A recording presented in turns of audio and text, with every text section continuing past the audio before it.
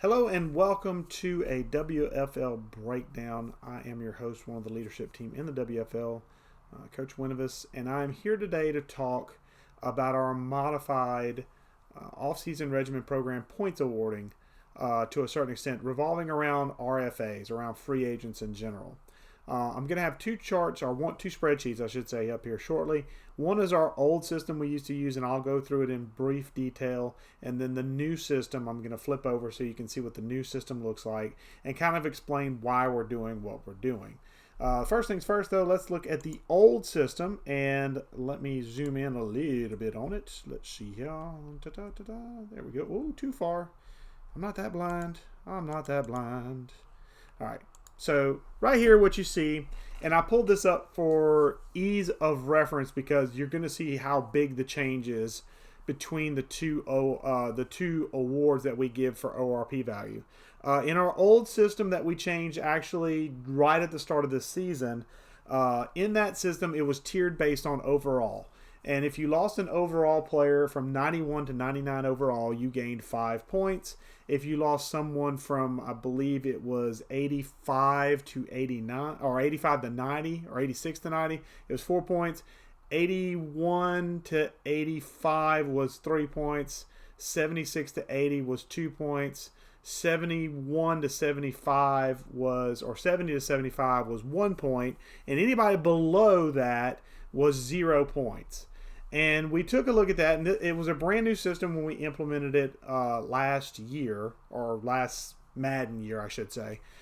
So we still needed to work some kinks out and some things out from it. And one of the things we've determined is that those number of points that you get, if you let that player walk into free agency, isn't enough to entice you to let that player walk into free agency. Based on the system we currently have for our off-season regimen program, which if you're not familiar with what ORP stands for, that's what it stands for. If you need a link to the off-season regimen program, if you're new or just kind of reviewing some stuff and you forgot what that is or what that entails, I'll have a link to the off-season regimen program, at least the document. I'll have it here in the bottom of this video.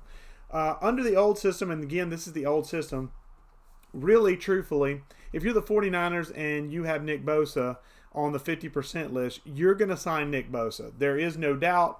There is no debate. You're not going to lose a 98 overall player for 5 points. That's just not going to happen. They're not going to realistically do that. And we wanted to make a system where players that were generational or really good players would be rewarded. You would be rewarded as the owner, I should say, if you allow those players to walk off the 50% list. So now what I'm going to do is I'm going to flip over to the new 50% list, and I'm going to go to the 49ers again. I thought I had it tabbed up. And now you probably see a couple of different things. The big thing you should see now is that we take trade value into account. Now, just to specify, trade value is frozen at the beginning of the season. We will not edit the trade value during the season. So if you have a player on the 50% list that gains development traits or gains something that would basically make his trade value more, we will not up that. However, you can now look and see that for the most part, any player that the 49ers lets walk will get at minimum 1 point.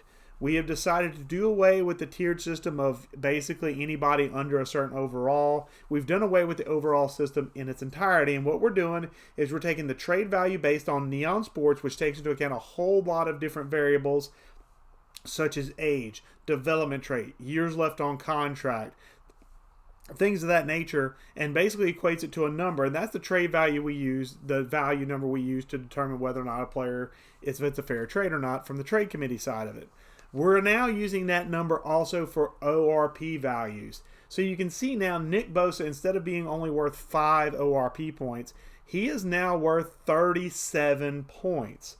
Now, just to let you know, the highest tier we offer as far as points spent is tier 6, and that's 15 points.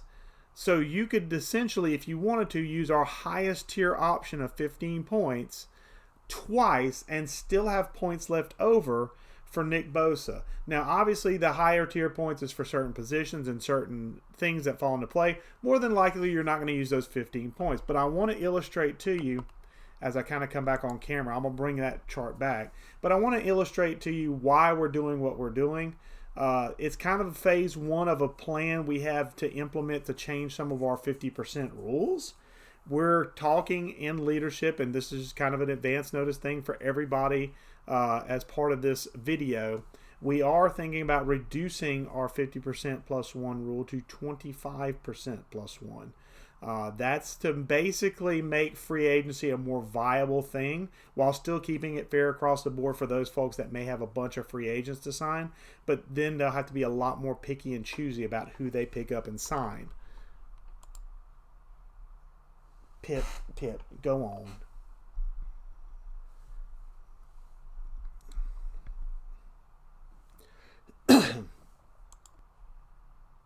And with that pickiness and choosiness can make free agency a lot more viable of a thing. As I bring back up the 49ers chart in particular, and once again, I'm not picking on the 49ers. This is just the very bare bones, easiest example I could find of the drastic change you'll see in your ORP value for players. You can see Nick Bosa on the old system was only worth 5 points. In this system, he's worth 37.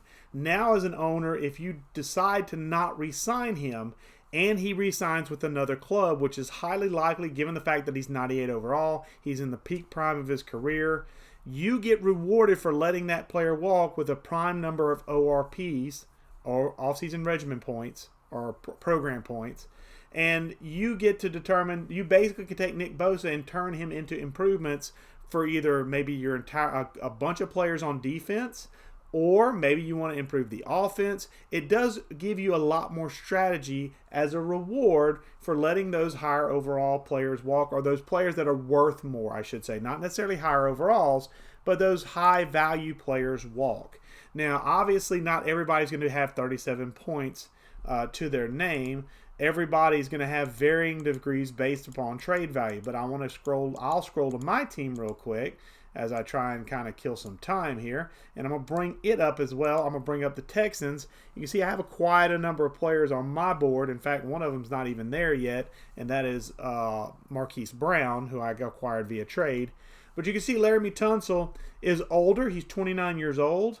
He's a 92 overall. He's only worth 1 point more than what he was before we made the changes. But that, again, this value, this trade value takes into calculation a lot of different things to give us that new value we have. And everybody, and I mean everybody, is worth at least 1 point.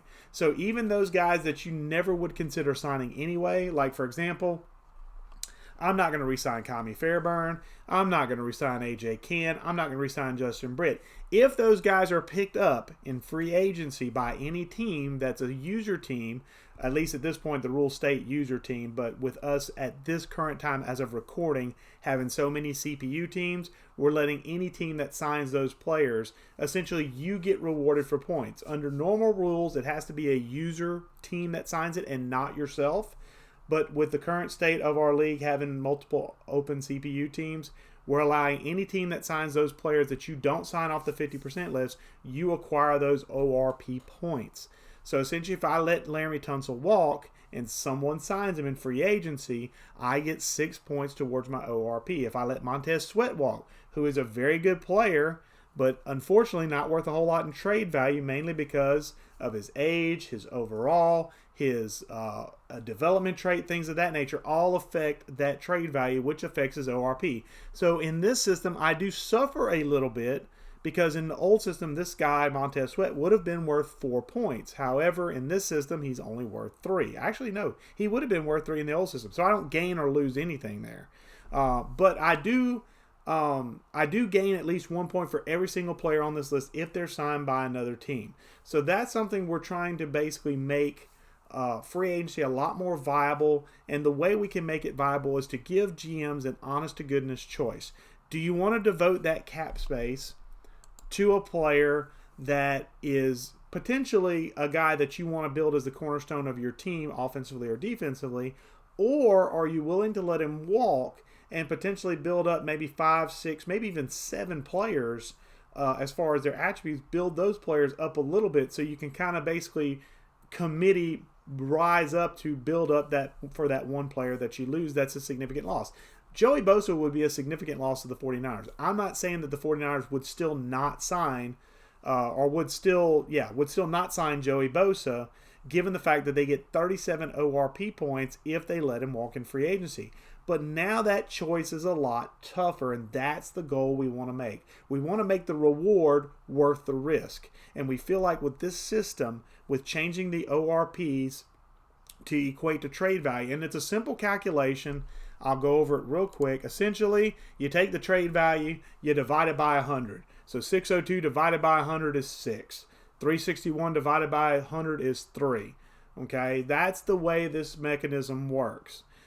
It is still kind of in its infancy as far as rollout, but this is something that definitely increases the interest in letting certain individuals and certain players on certain teams walk rather than re-sign them. Again, this does not mean that in the case of the 49ers, which I'm using as the example because it's the easy example to grasp onto, because Joey Bosa, I keep saying Joey Bosa, it's the Chargers is Joey Bosa. Nick Bosa is the 49ers. So, oops, on my bad. I have said Joey Bosa the entire time. It's actually Nick Bosa. I'm sorry, 49ers. I meant to say Nick Bosa. I apologize. But Nick Bosa is worth 37 points. Yes, he is a dominant defensive force. Yes, he gets after the quarterback. Yes, he makes a team better when he's on that defensive line. So the 49ers can say, we'll bite the bullet. We'll pay whatever the man wants. We'll pay whatever Nick Bosa wants to keep him in San Francisco. However, you can also look at it from the other side and go, if I let him walk, somebody's guaranteed just about to sign the guy. If I let him walk and he signs with someone else, I get 37 points that I could use to help boost my entire defensive line and maybe even some linebackers to make up a little bit for that loss of Joey, for Nick Bosa. Keep saying Joey, I'm sorry. So that kind of helps soften the blow a little bit. Obviously, you're not going to replace Nick Bosa with a committee, but that's the way in real life you would. If the 49ers couldn't have the cap space to get Nick Bosa and keep him around, what they would have to do is basically say, hey, everybody's got to step up. Everybody's got to work to make up for that huge void that Nick Bosa has left by going somewhere else and making his money somewhere else. So with that, the ORP points should reflect that committee approach that you're going to have to use in the offseason, which you lose Nick Bosa or something along those lines of that talent level. So with the new ORP system that we have, where basically for every 100 points in trade value, you get 1 point. If you're under 100, you still get a point. So every player's worth 1 point minimum. No matter what, they're worth a point. So if you let any player walk in free agency and they get signed by another club, you get at minimum 1 point and potentially more, especially if you let one of those generational or one of those really, really talented players walk off your squad. And that includes guys like quarterbacks as well. Let me pull up the Chargers, because I know the Chargers have they owe Justin Herbert this year. So I'm going to pop up Justin Herbert real quick. And you can see Justin Herbert, he's a 91 overall. He's got 2,390 in trade value, 23 points. Would losing Justin Herbert suck? Absolutely. But then you basically are taking those 23 points. You might be going to get a free agent quarterback. You may be drafting quarterback. You may be doing both. You can use those offseason regimen points to offset the loss of Justin Herbert by improving your quarterback room, or maybe improving your wide receivers and your tight ends, using the ORPs that are available to basically boost them up. So because it's going to be a team effort to make up for the loss of a Justin Herbert.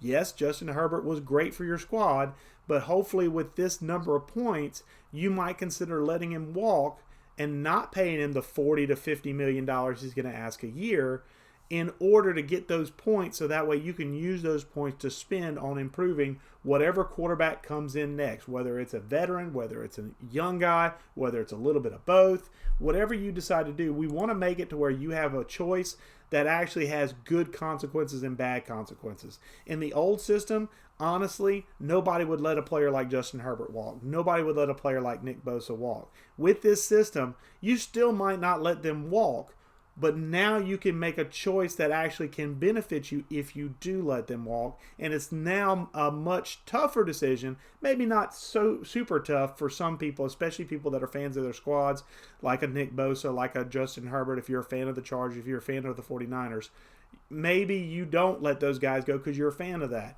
But if you think about it from the GM standpoint, hey, Now that we've got this guy that's left the building, gone to another team, congratulations for him. We got to work with what we have in the building. And what we have in the building is something we can work on. And truthfully, in the offseason that you lose a player like that, you would be working on a team-based committee approach to get the job done to replace that production that you've lost in free agency. And hopefully this new ORP system will give GMs a tougher choice. Maybe not the tough choice that we're hoping for, where it's truly I feel like I should let him go, but I don't really want to, but I can, but I don't.